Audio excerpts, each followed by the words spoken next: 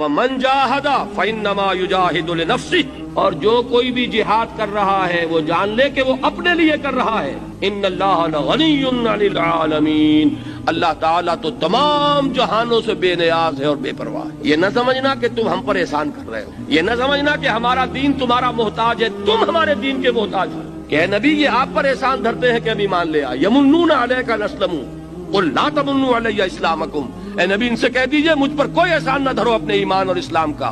بل اللہ یمن علیکم ان ہداکم للایمان، اللہ تم پر احسان جتلاتا ہے کہ اس نے تمہیں ایمان کا راستہ دکھایا، اللہ کا احسان ہے۔ تو احسان مانو، بڑا پیارا شعر ہے فارسی کا، منت منہ کے خدمت سلطان ہمی کنی منت شناسزو کہ بخدمت میں داشتت۔ تم یہ نہ سمجھو کہ تمہارا کوئی احسان ہے کہ بادشاہ کی خدمت کر رہے ہو، بادشاہ کا احسان مانو کہ اس نے تمہیں اپنی خدمت کا موقع دیا ہے، بلکہ یہ کہ یہ تمام چیز اگر کوئی کر رہا ہے تو اپنے لیے کر رہا ہے، اپنی عاقبت بنا